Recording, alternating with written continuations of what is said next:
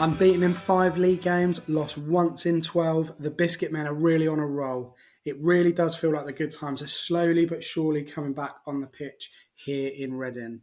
Can we pull ourselves further away from the relegation quagmire this week? Who knows? But confidence is breeding amongst the fan base and, of course, the players and management themselves. Talking of confidence, we have hopefully a very not hungover Ross who went to a super plate party last night. Ross, what beers were you drinking last night? Oh, I was drinking a Maine. There's a lot of good beer in Maine. It's called Oxbow Brewing Company, and it was just their farmhouse pale ale. I wasn't drinking it. Super plate party is the right phrase, I would say. Like it was more that I was eating. So if I'm in any kind of hangover today, it's in a food hangover. You know, there were lots of good things. I made little quesadillas. There were sliders. There was lots of good fruit. There were pizza muffins. There were meatball. Good stuff, guys. The Americans, when they meet up to gather or whatever, they know how to do a spread. I'll say that much. Right, the eating and drinking is like the professional fandom, isn't it? Oh yeah, Of like the big sport time. itself. Do you know who Joey Yeah. Chestnut is, Ben?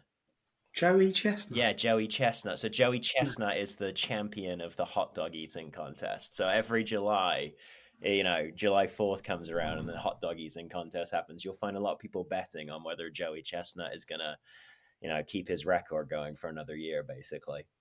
But that wasn't the kind of eating I was doing. I was enjoying my eating Okay. last night, and a good game too. So if anyone watched the Super Plate, hope it was worth staying up for. Well, yeah, I didn't. We've got a couple of questions on sport in general later on in the mailbag actually, which is quite cool. Mm. But yeah, no, I did not stay up for it. I'm sure some of our listeners did, and fair play to you if you did and you enjoyed it.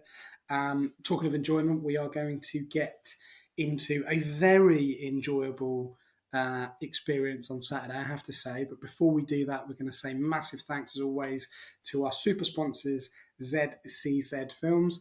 I don't think they quite made the Super Bowl adverts, but they were pretty close for us anyway. So yeah, we're very very grateful for them as always, and thank them for their support. So yeah, we're going to get into our own Super Bowl now.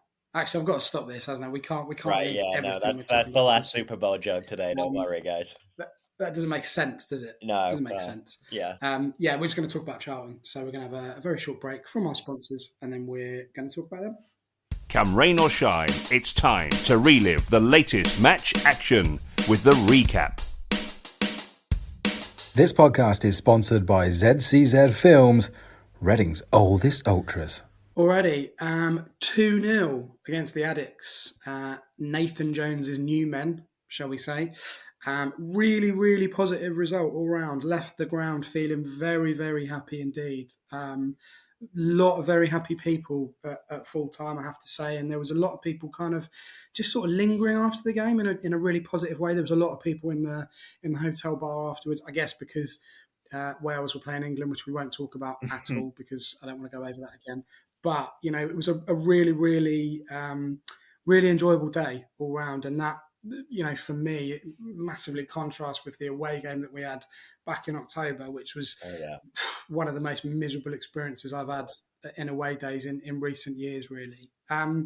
What was, apart from the fact we scored the two amazing goals from Femme de la Creme, which I'm hoping will catch on. What first of all, the reason for the win, Ross? What was it built on Saturday? Yeah, obviously, when you have a win that comes from a brace and a really nice brace from one player, it can be tempting to say that you won that out of, too lucky or too low XG chances or whatever. But no, I thought the Reading were good value for this win. They could have been, a goal or two to the good at the end of the first half. And they didn't get their reward. And then obviously surfed a small period of Charlton, getting a few chances in the second half, but not really doing much. I thought that part of what got us the win today was Sellers knew exactly what Nathan Jones was going to do. And he exploited it. We'll talk a little bit about Yiadom as the game goes on, but Sellers spoke about the desire to get fullbacks inside in his post-game interview. on Saturday. And when you're playing a system like Nathan Jones's that uses, these wide wing backs, he always plays with three at the back. Using inverted fullbacks was a way for Reading to really like pull their marking out of shape and cause them issues.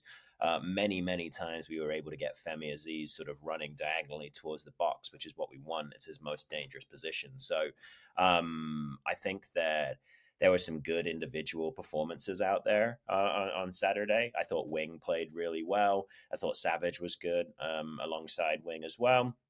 Unlucky not to get an assist in the first half, but really, I do think a lot of this was down to Sellers' game plan. And obviously, he's got a little bit of a history with Nathan Jones. He was frozen out, kind of, if the Athletic is to be believed, by Nathan Jones at Southampton when he came in.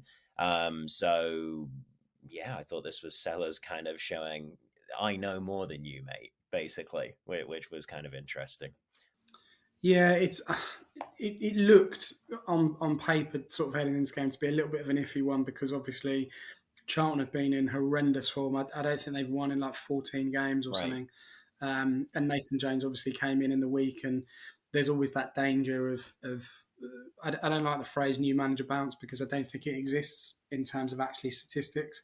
But, in terms of galvanising the players and them potentially wanting to put on a show for him in terms of, demanding that they stay in the team, for example, then there could have been a bit more of a challenge. But I thought Charlton were average to bad in most of the game. I think we certainly struggled in the first 10 minutes of both halves. I think we weren't quite there, certainly first half and definitely second half when we came out for the start of the second period.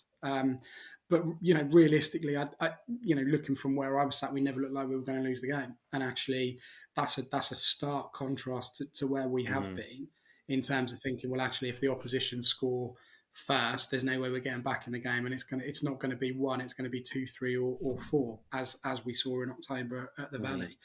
I mean, we could talk a lot about these individual players, and we're going to try and do our best to talk about them collectively. But there were a couple of players really that, apart from Femi Aziz, who took his goals very, very well, have sort of not just stood out in the last few games, but over this period of time, really. And one of those players for me has been Andy Yiadom, who, we've been up and down with him over the last, 4 or 5 years in terms of consistency and leadership style and all that sort of stuff. But actually, when you look at his kind of pound for pound performances over the last, 2-3 months, maybe? I'd say so. Maybe that's a bit far, maybe 2 months.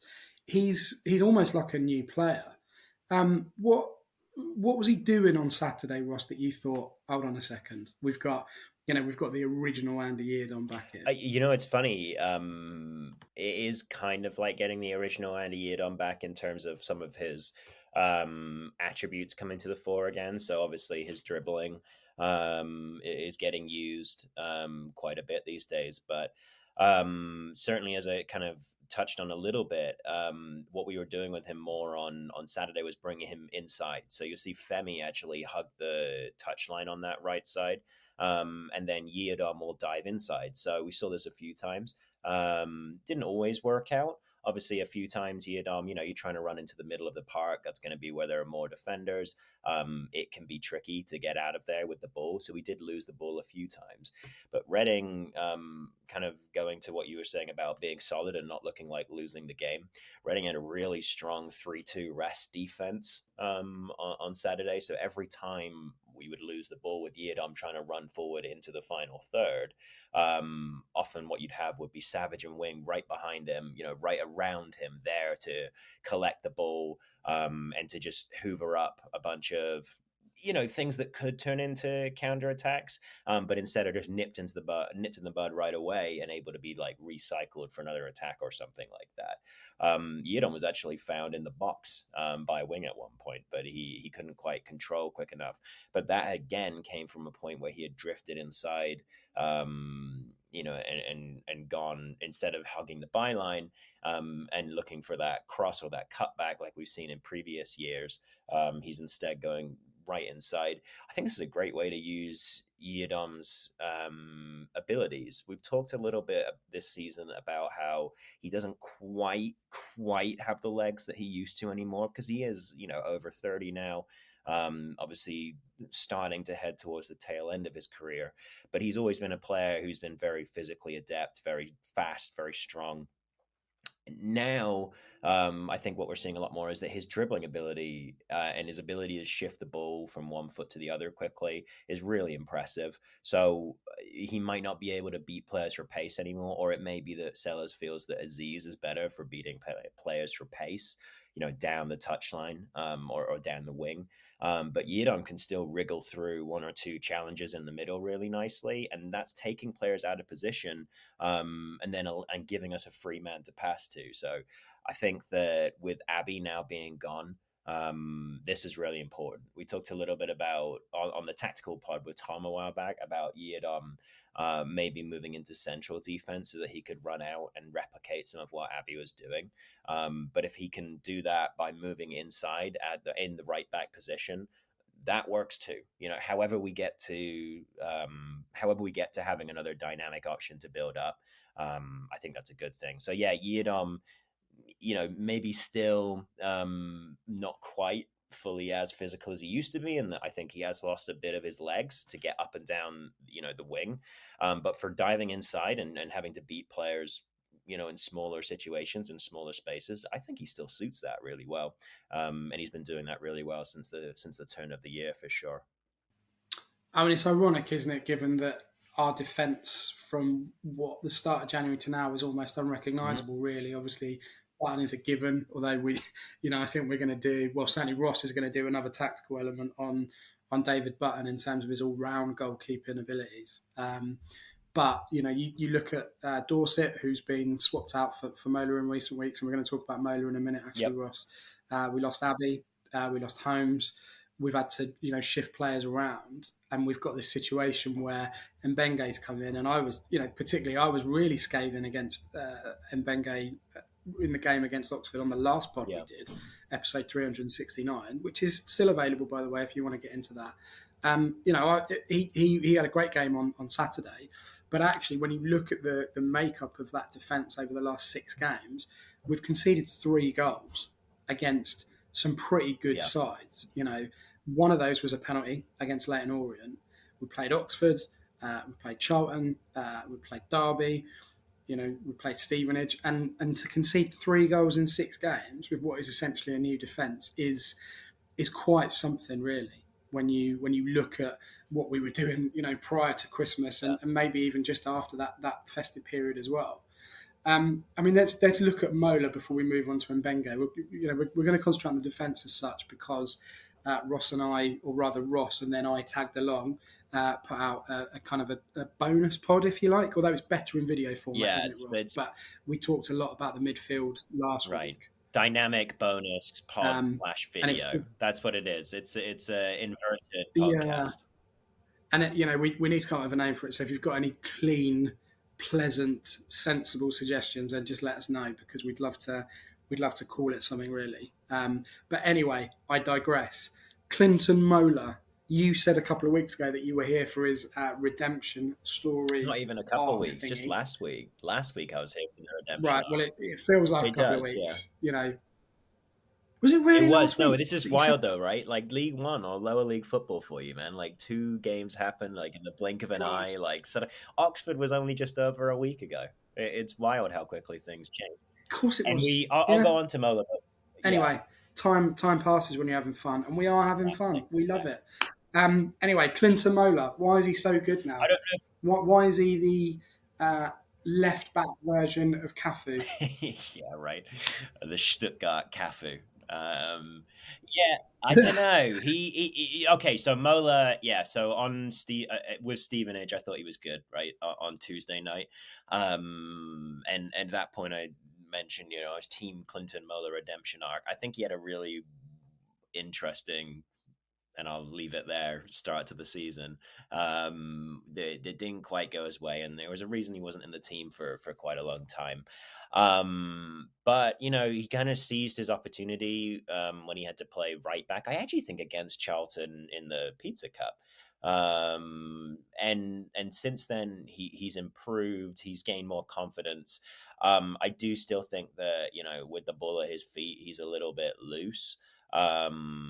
But most, I would say for about a game and a half in the last week, he's helped us to both progress the ball and to just keep solid and defend set pieces. So he's a big dude. Even when he's not playing particularly well, he tends to win duels in the air. He won more than 50% on Saturday.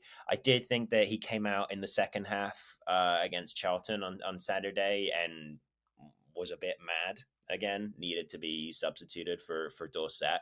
But I don't mind using squad players like this, by the way. I don't necessarily I think Mola's playing pretty well now, and he looks like a guy who could stay with the squad next season, and be a decent substitute or whatever. But mostly I just think it's good to have players available to give other players a rest. I think it's good that we've taken Jerry Dorset and Michael Craig out of the team, and we haven't missed a step with our results or anything like that. We've just continued to plow forward, basically. And again, that speaks to building a team structure that anybody can understand, that anybody can walk in to. And that comes down to Sellers, explaining how he wants his fullbacks to play, how he wants his pivot to play, all of these kinds of things. Yeah, I would say that Mola has played pretty well. Mostly, he's just been a lot better than he was at the start of the season, and I'm happy about that. Good for him.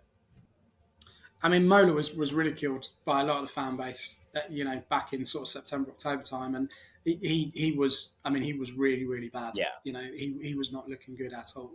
And I always think with these players, if you, and this, people will kind of dive in straight away and potentially turn this pod off straight away with what I'm about to say. Okay. But I like particularly fullbacks that just go about their business and do, get 6, 7s on the board every single game. I forgot Clinton Mola was playing on Saturday. Yeah. That's the kind of level that we were looking at. Until he got substituted, I didn't really notice the stuff that he was doing wrong. He was just kind of there. And, Chris Gunter for me is a really good example of that. And I know for whatever reason, a lot of our fan base absolutely hate him.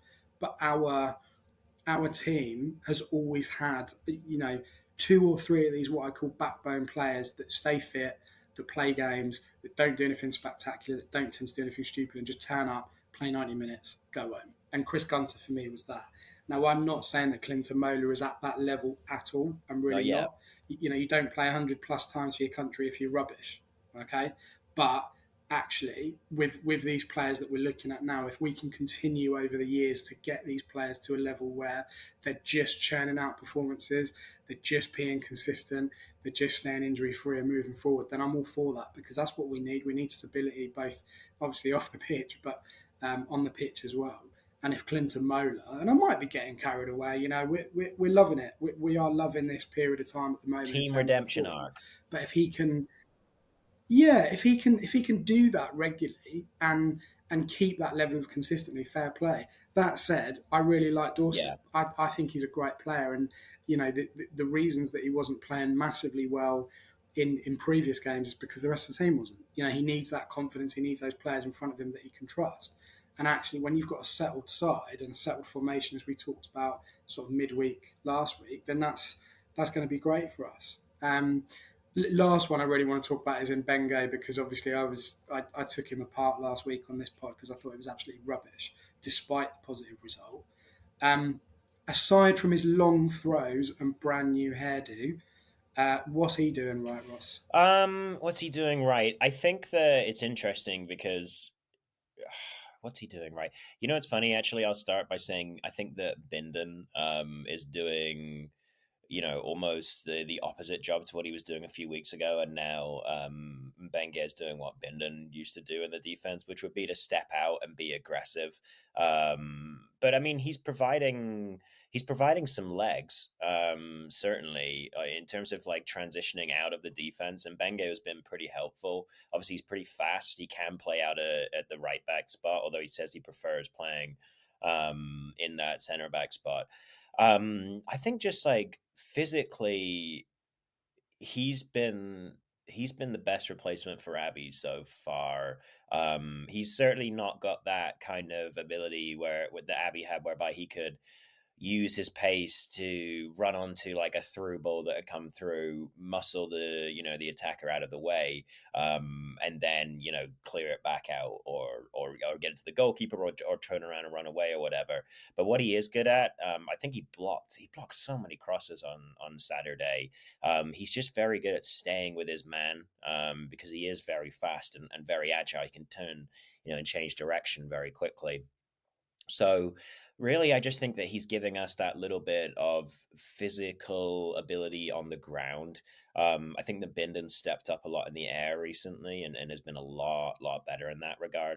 But on the ground, and Benge is the guy who's replacing Abbey's defensive effort, I would say, at the moment. So I wonder if he'll keep the spot for the rest of the season now, because it's kind of difficult to take him out, especially with, I know you said not to mention the long throws, but when you've got another asset or another, weapon like that, it is kind of hard to see them taking him out of the team for now. So obviously we've got Monlouis, waiting on the bench or whatever, who can apparently play left-sided. And maybe we'll see that again towards the end of the season. But at the moment, I don't really see much reason to take Mbenge out of the team.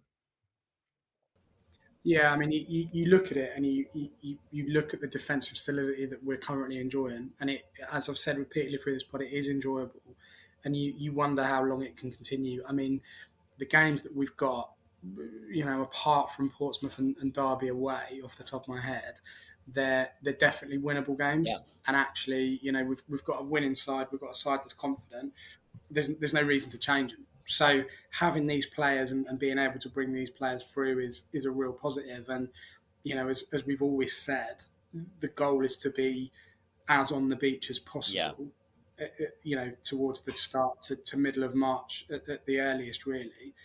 That would be fantastic. And then we've got an opportunity to try these players in different positions. I'm sure that if Monlouis doesn't get a look in, Arsenal won't be. Well, I don't think they'll be massively happy. But again, they've done us a massive favour. It will just be a shame for him if he can't get on. But we're kind of a little way away from that, really. Last thing, just to wrap up, Charlton, is obviously Kelvin Ihibitaman, who I love. I think he's really, really positive in terms of the way that he's moving forward. I think actually what we need to do now is just make sure that he can continue to flourish in that position. I think it's his to lose at the moment. I thought he was very good on Saturday as well. I thought he caused a lot of problems to the Charlton defence when he was going forward, certainly. He's another player that has been a little bit maligned in that kind of standalone role up front, but actually moving forward, it'd be great if he can kick on with confidence. That win sees us up to 18th on 34 points, which is quite incredible, really. Dizzying. That's 3 points off the relegation zone currently. This is obviously recorded prior to... Exactly, nosebleed stuff. It's kind of recorded prior to the Fleetwood away game, which will happen tomorrow, Tuesday. We are 7th in the form table over 6 games, which, again, is testament to the players and, of course, to the management team as well, who have not had a good season. Us, whatever, have been pretty critical of Ruben Sellers, but at the moment it's working, and long may that continue, because, as I said, we want stability. So we'll see where we go. In our immediate future, Ross, we are going to head to the mailbag. So we're going to get into that now. There's a couple of little bits there, a few little announcements and stuff, and then we'll have a look at the preview after that. So stay tuned here on episode 370, and we will be back after this short break. Keep up to date with all things Reading FC. Follow the Tilehurst End on Facebook and Twitter. This podcast is proudly sponsored by ZCZ Films. Remember, if you want to get involved in sponsoring the show, drop us an email to thetilehurstend@gmail.com. Alrighty, welcome back to episode 370 of the Tilehurst End podcast. We've got a few bits and bobs to look at, really. It's funny because you always tend to get more when we've been trash, and actually, when we've done well, people are just like, we'll just sit back and let you go for it. Alistair, die out Fair play. Okay. There's a few bits from him, but we'll start with the most pressing of his questions. Okay. After the events of the Super Bowl, I've given you more of a light-hearted question. Thank you. Good. What sport or event have you stayed up to watch for the longest, or the earliest have you got up for a sporting event? Mm, Ooh. that's a Are you good gonna are question. you gonna base this on you being in America or in? Uh, No, I can go international with it. I don't yeah, really go on then. know. I mean, like when I was in the UK watching Super Bowls was particularly late. I think Alistair was one of the guys who was up last night watching the game. I think I saw him tweeting a little bit there. So good for you. Mm. I hope you enjoyed the game. It was a really good one. But do you know what I'm going to say? Actually, I think it was actually be more in terms of like getting up early. Do you remember the Korea and I think it was South Korea and Japan World Cup? Yeah. And that being on the other side of the planet obviously had some wild wake up times.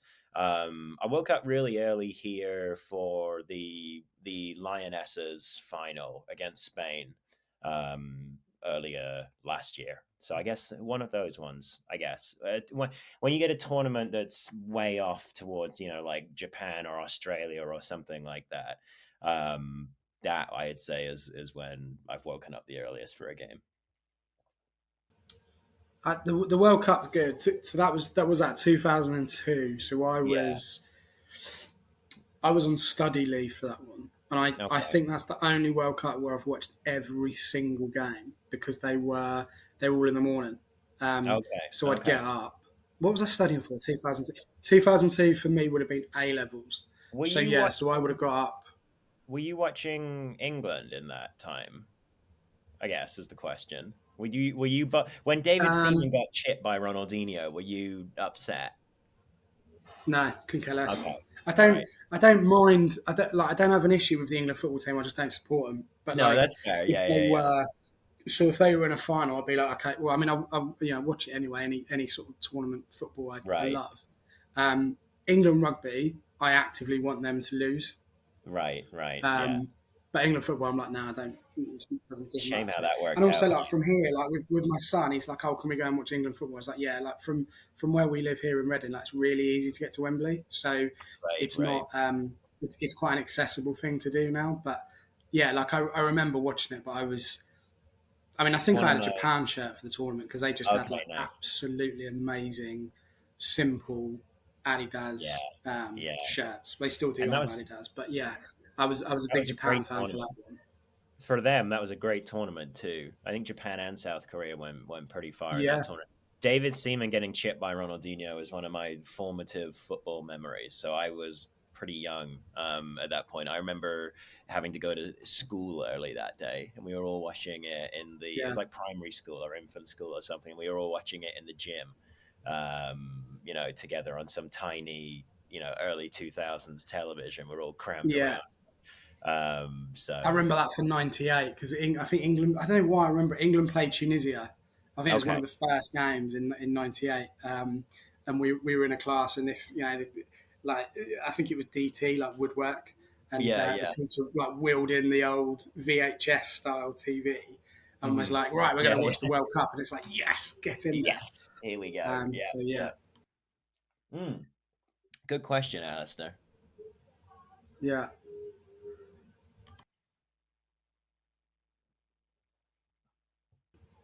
2 seconds, mate. Hold on. Yeah, yeah, no worries.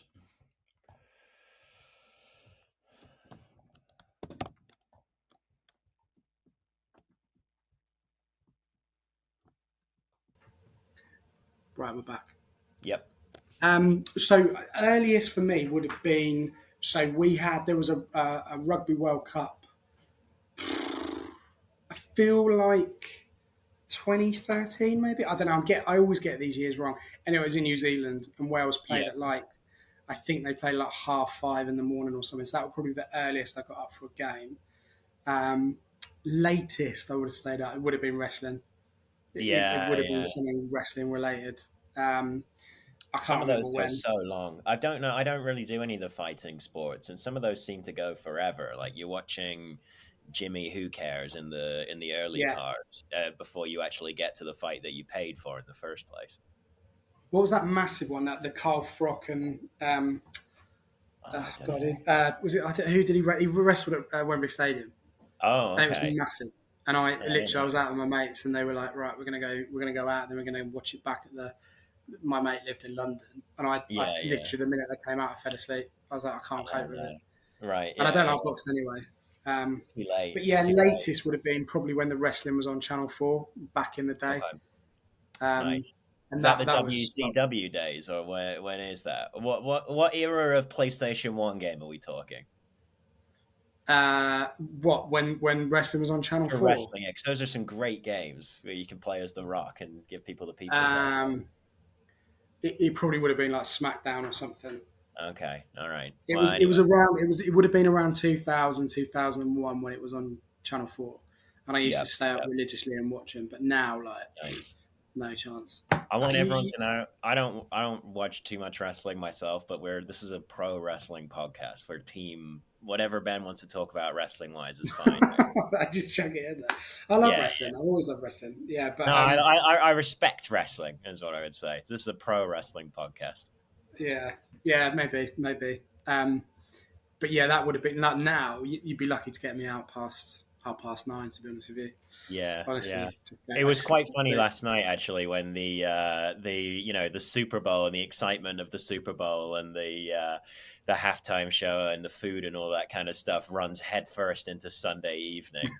It was about 10 seconds after Usher left the stage last night. Everyone suddenly goes, you know what? I'm a little bit tired. Yeah. Yeah. So I can't believe no, Usher did it. I mean, I know we are literally waffling about anything else to do with Reading Football Club here, but like the fact that Usher was there, I it just was find that great. these It was people could do great. nothing for years, right?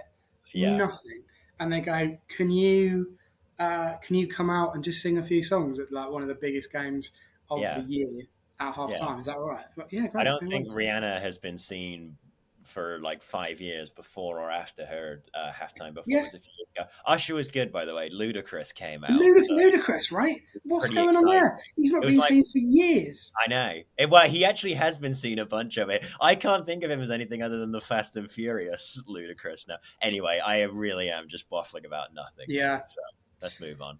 Final point of waffling. Did you see the Undertaker gave the trophy at the? I did I see was that. like, Yeah, that's he, football related at least. he honestly the money for that must have been ludicrous I because know, like yeah. Because he he's doesn't he retired, doesn't right? leave the house for nothing. Do you know what I mean? Right. Yeah. So I yeah. like him. He seems like a Anyway, nice lad. he's superb. I love him. Absolutely Yeah. brilliant.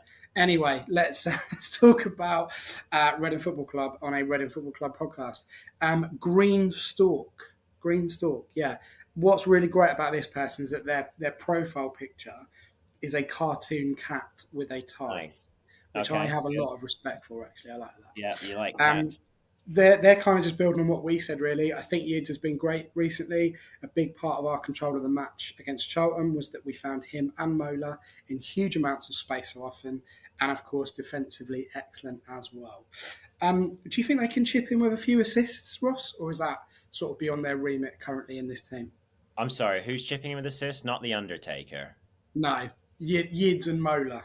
Yids and Mola. Yeah, of course. Yeah. But I actually think look out for Yidom to score 2 or 3 goals before the end of the season. Because like I say, there was a point whereby the ball was sprung to him in the box by Wing.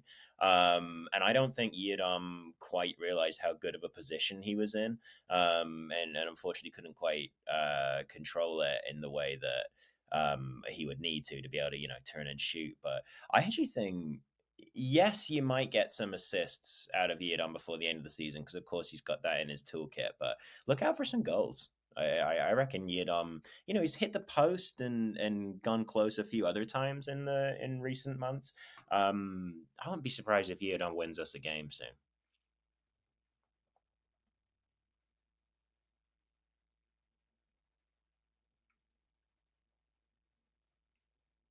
Still there?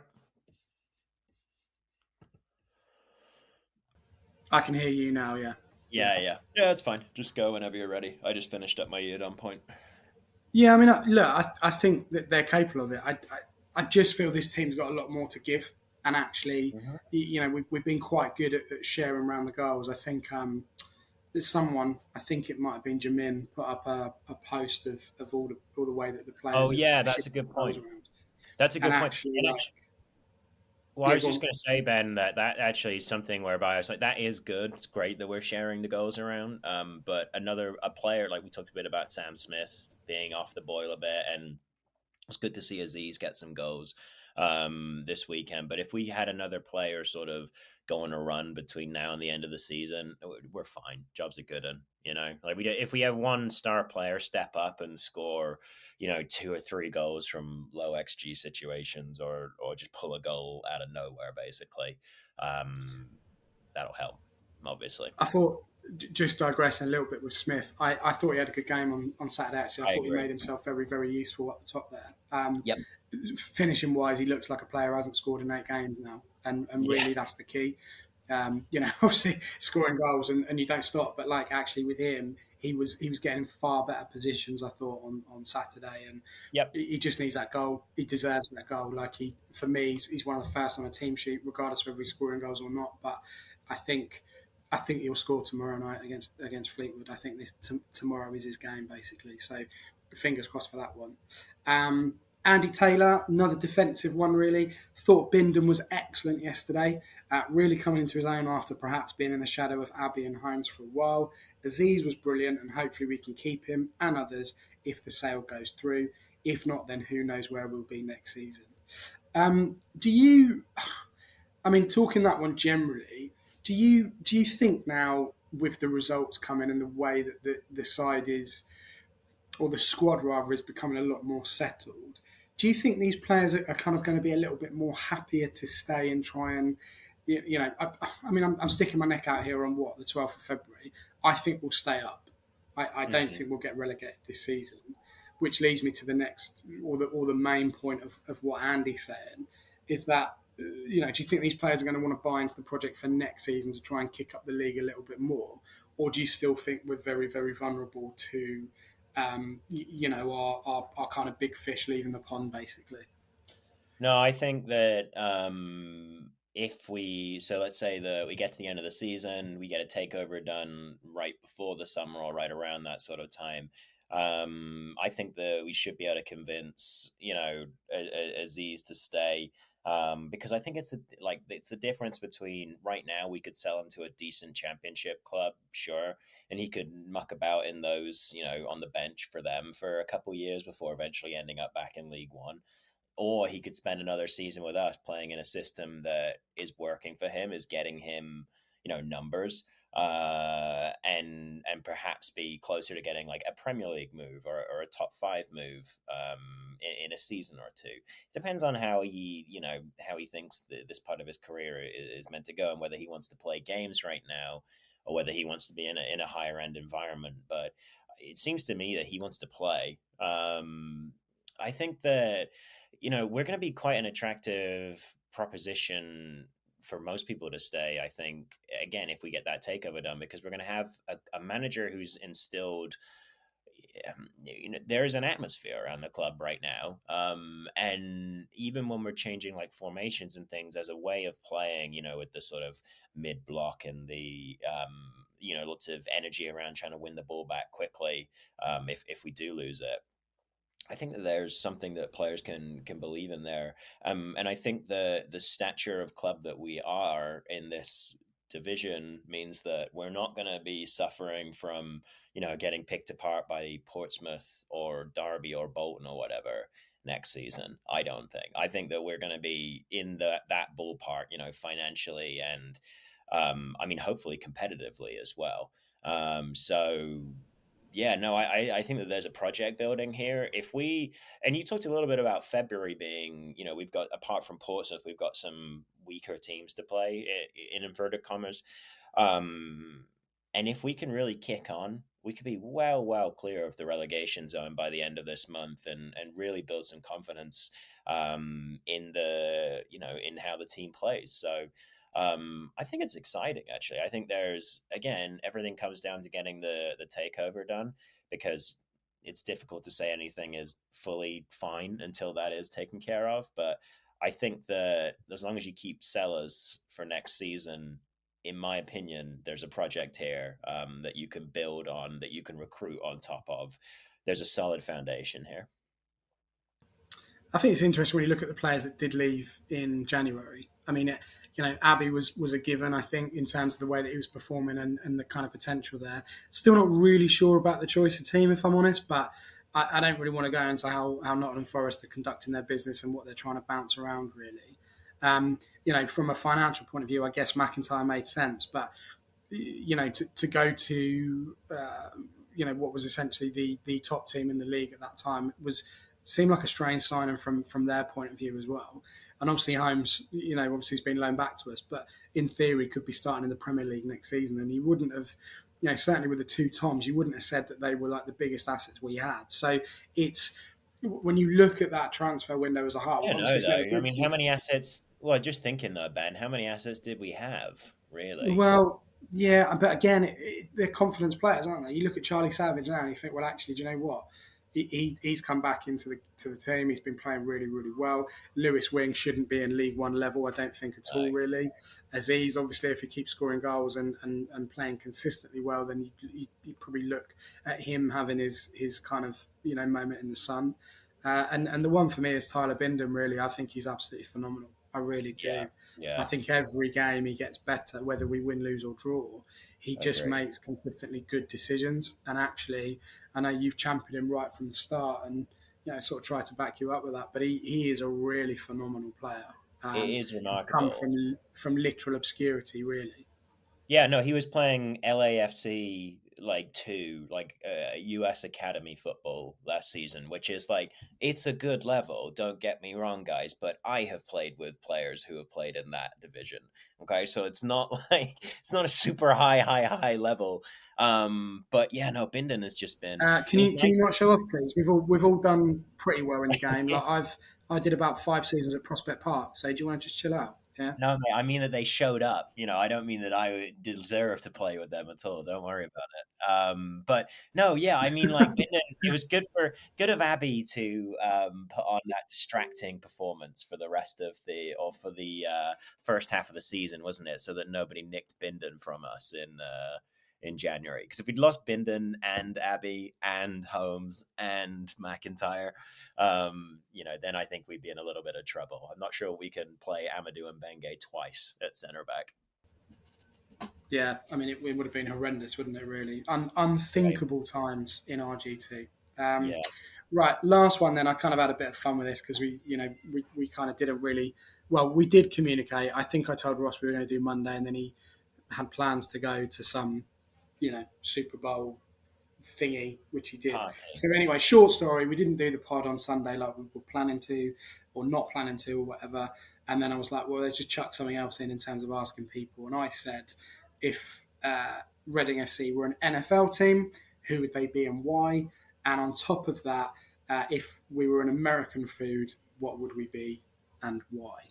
And this one's really come from our kind of TTE Towers group, really. Wimby, Lord bless him, has said Cincinnati Bengals, been to the Super Bowl 3 times but never win it, occasionally pop onto the radar only to fade back into relative obscurity. I thought it was quite a good question from me for once, actually. Did you think about this in terms of if we were an NFL team, what would we be? Good question. Oh man.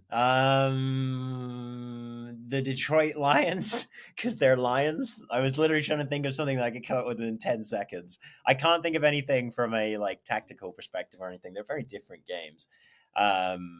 Let's go with the Detroit Lions because they're Lions as well. Basically. Oh, and they're from Motor City, and we've got Select Car Leasing on the front of our shirts. So there's another link. There you go. Oh, that's good. You've pulled. Yeah, I was like, don't go down the line. And they play in blue. Yeah, so that's good. Yeah, that's quite a good link actually. Lions and Motors. I thought my team, Minnesota Vikings, because they've never been to the Super Bowl. But then, what would be football's equivalent of the Super Bowl?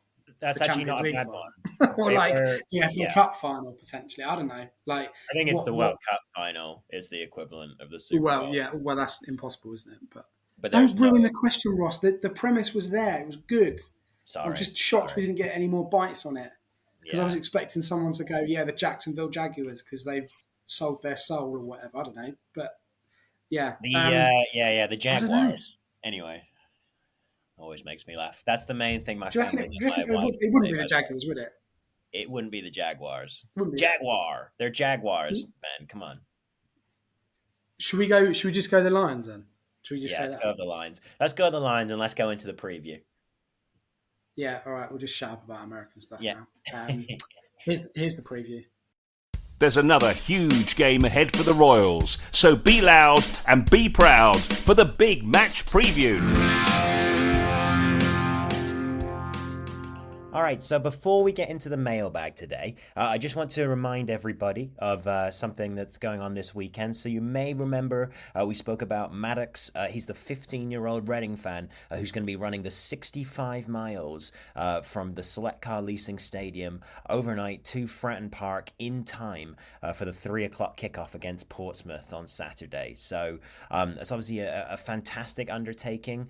He's doing this to raise awareness of Reading's situation, but also to raise funds for an expedition to Peru later on in the year. So if you want to donate to that, we'll post the GoFundMe link after this episode. And yeah, get on that if you're interested. Right, Fleetwood Town, the COD Army, Nice. currently sat in 23rd place on 25 points. Not a good season for them at all, really. They're 16th in the form table over the last 6 games.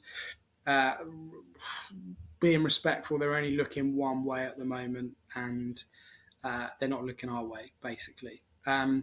Going to be a tricky one because they are fighting for survival up there, down there. Well, they're up there geographically. Where is but down Fleetwood there in the Town, table. actually? That's something I don't know. I've got to look It's that miles up. away. Honestly, Okay. it's miles away.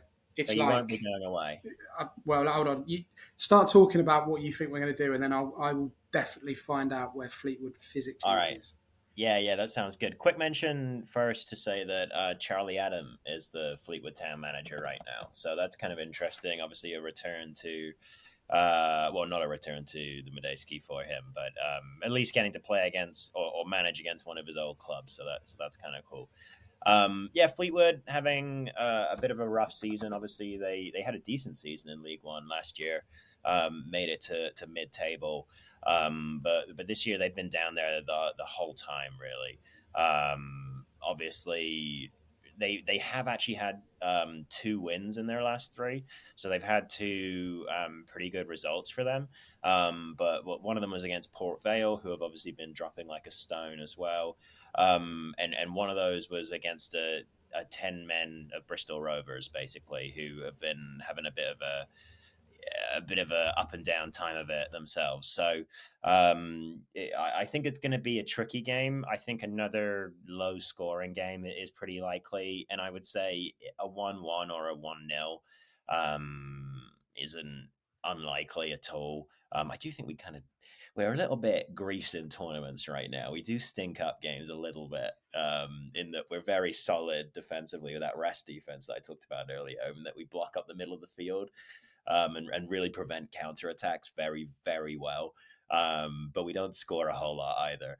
So, it could be a little bit of a stinker. It might be a 1-0 or a 1-1. But I'd take that. But I'm sitting at home, and watching it in the warmth of my office with a cup of coffee. If you have to travel, maybe a 1-0 or a 1-1 isn't quite what you want. How far will they have to travel, Ben? Have you worked that out now? I mean, it's north of Blackpool.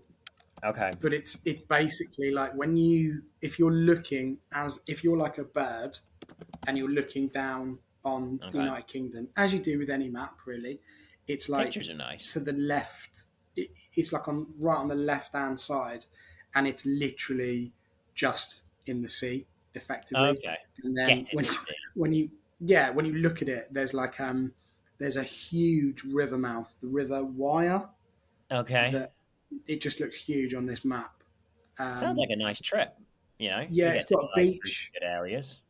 but it's almost like it's like a self-contained outpost. Looking on this map, Mm-hmm. it's yeah. Listen, fab. If you're going up there, fair play. I think it's about 500 tickets sold. Tickets go off sale. I think 10:30 tomorrow. So today, if you listen to this on Tuesday, it is on Royals TV as well for the princely sum of £10. But crikey, it doesn't look like a very big place either. To be No, I don't think honest, it is. It's about the size of the town that I grew up in, and I always say that's a small town. So, hey, good for them having a team. This has been my favorite part of League One, by the way, is visiting new teams and new stadiums and things like that. I enjoy, traveling around the country watching football when I'm home, and got to go to Cheltenham while I was back last time. And I'm sure Fleetwood will be I'm sure you could just go up and down on the motorway and just do the services or whatever and see nothing of that much interest. But I'm sure it could be a fun trip. Who knows? please can you just if like I mean I hope Ross does this when he leaves this pod now. But if you are listening to this and you don't know where Fleetwood is, can you just please look at it because it's kind of blowing my mind a little bit. Like it literally is like its own sort of island, but as part of land. Honestly, Yeah, it just looks so odd. And I'm sure it's it's lovely. I'm a not disrespecting Fleetwood as a place, but like it just looks so strange. yeah, I don't even know where yeah. the football ground is either. Oh, I do. It's right in the middle. Honestly, Does it it have? looks like when you were a kid. Well, I say a kid, I still do it. But you make like Lego towns, like Yeah, models and yeah. stuff. It looks like that. Honestly, it's weird. At least they have four stands though. Well, yeah, it has. Well, I think so. It's better than Oxford. Exactly, exactly. Anyway, It's we're the just talking first time, by rubbish. the way. Just What? another quick factoid. It's the first time that we've ever played at Highbury. So that's kind of interesting. I don't know if we ever played. I don't think we ever played at That is. Highbury against Arsenal, right, in the Premier League. Had they We moved on did. to the Emirates? We did. Okay, okay, No, we played him in the League Cup. In the promotion okay, winning okay. season, we played them at Highbury Nice, nice. Okay, all right. Well, then this is the first time we're playing at the other Highbury. in the But I league. thought I might have uncovered something there. Yeah. Yeah. But yeah, anyway, look, it's a winnable game for us. Let's hope we can pick Yeah. up the 3 points. Final question on that one. Do you think he will stick with a unchanged 11? I hope so. I mean, like I think like we talked about on the bonus pod, I think 4-2-3-1 is the way to go for the rest of the season. I think that there's an argument that it occasionally produces games in which we are defensively less solid. But I think that that's always going to happen when you're transitioning from one formation to another. And I think that this weekend's performance against Charlton, that's the standard now for the end of the season. Not that we played incredibly or anything like that, but we used that formation very effectively, both defensively, and in the attack. We deserved goals before Femi eventually sort of, took his chances. So, yeah, I hope we keep the same squad. I don't have an issue with keeping Dorset and Craig out for now. I think that they're young players, and having a little bit of time to watch from the sidelines is as much part of their development as actually playing in the games. I think at this stage, especially when they've already played for large stretches of the season, I think that having a little bit of time out is never necessarily a bad thing. So yeah, I'd go with an unchanged lineup, and I'd go up there looking for a win for sure. But you come home with a draw, you keep that unbeaten record going, and I think that's fine. But it would be nice to kick on and get a win.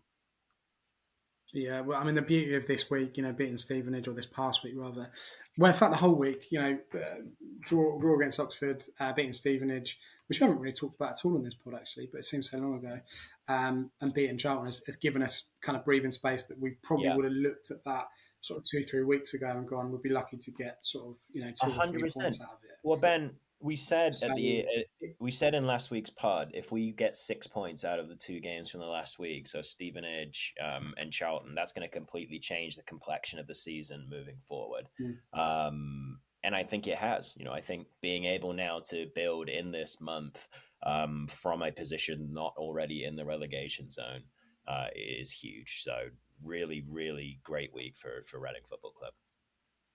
Well, that game against Fleetwood is followed up by a visit to Portsmouth, which is a little bit closer than Fleetwood, a little bit bigger and a little bit more intense in terms of atmosphere and everything else. You know, they're currently very, very healthily placed, shall we say, in the league. So we'll see how we get on with that one. And then, of course, we're back round to the Stade de Medeski on Tuesday with that rearranged game against Port Vale on the 20th. That just about wraps us up really for this episode 370 of the Tilehurst End podcast. If you've got this far through our waffle about food and American sports and Usher and Fleetwood and all the other nonsense that we've, prattled on about today, then congratulations. You've earned yourself. Yeah. What have you earned yourself? I don't know. You've earned yourself one. It's a progressive listen. That's what you've earned yourself. Good job, guys. You're on the stat I like sheet. that. That's much better than me calling it complete rubbish. So yeah, progressive listen. We'll go with that one. Nice. Ross, have a really good week. Enjoy yourself. Enjoy the game tomorrow. And we'll be back next week. It's going to be our 30th show next week, or at least the 30th show that either you and I have been involved with as co-hosts. That's pretty crazy, right? It's pretty exciting. And I think right around the time that we'll get to 50, we'll be getting towards the 400th episode of the Tilehurst End podcast later this year. So we'll have to think of something fun for that. So imagine the pressure. Got any ideas, listeners? Let us know what you'd like to see from TTE Towers. Yeah, we'll always want to take advice from you guys, because ultimately it's your pod. We're just the idiots with microphones. So have a good week. Thanks, Ross. All the best. Thank you. Safe travels to Fleetwood and Portsmouth if you'll go in. We'll see you next week. Come on, you arts.